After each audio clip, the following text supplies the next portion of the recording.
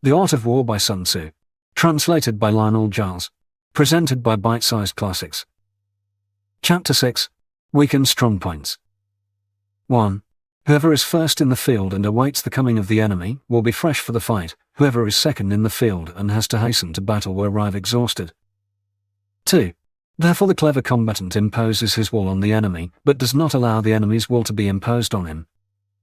3. By holding out advantages to him, he can cause the enemy to approach of his own accord, or by inflicting damage, he can make it impossible for the enemy to draw near. 4. If the enemy is taking his ease, he can harass him. If well supplied with food, he can starve him out. If quietly encamped, he can force him to move. 5. Appear at points which the enemy must hasten to defend. March swiftly to places where you are not expected. 6. An army may march great distances without distress, if it marches through country where the enemy is not. 7. You can be sure of succeeding in your attacks if you only attack places which are undefended. You can ensure the safety of your defense if you only hold positions that cannot be attacked. 8. Hence that general is skillful in attack whose opponent does not know what to defend, and he is skillful in defense whose opponent does not know what to attack. 9. O divine art of subtlety and secrecy. Through you we learn to be invisible, through you inaudible, and hence we can hold the enemy's fate in our hands. 10. You may advance and be absolutely irresistible, if you make for the enemy's weak points. You may retire and be safe from pursuit if your movements are more rapid than those of the enemy. 11. If we wish to fight, the enemy can be forced to an engagement even though he be sheltered behind a high rampart and a deep ditch.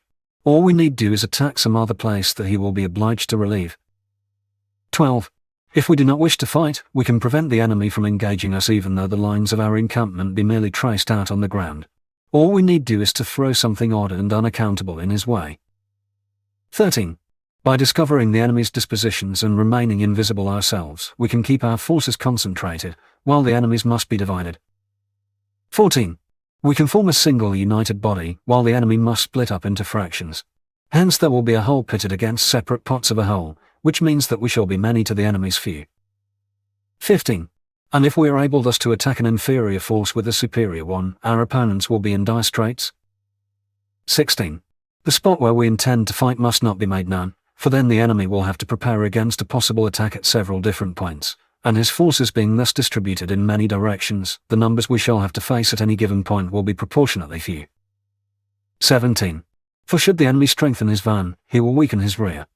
Should he strengthen his rear, he will weaken his van. Should he strengthen his left, he will weaken his right. Should he strengthen his right, he will weaken his left. If he sends reinforcements everywhere, he will everywhere be weak. 18.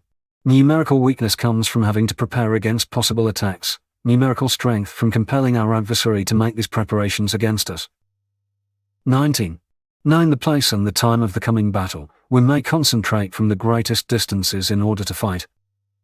20. But if neither time nor place be known, then the left wing will be impotent to succor the right equally impotent to succor the left, the van unable to relieve the rear, or the rear to support the van. How much more so if the furthest portions of the army are anything under 100 ely apart, and even the nearest are separated by several ely.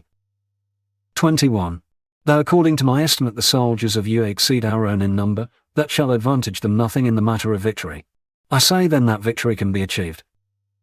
22. Though the enemy be stronger in numbers, we may prevent him from fighting. Scheme so as to discover his plans and the likelihood of their success. 23. Rouse him, and learn the principle of his activity or inactivity. Force him to reveal himself, so as to find out his vulnerable spots. 24. Carefully compare the opposing army with your own, so that you may know where strength is superabundant and where it is deficient. 25. In making tactical dispositions, the highest pitch you can attain is to conceal them. Conceal your dispositions, and you will be safe from the prying of the subtlest spies, from the machinations of the wisest brains.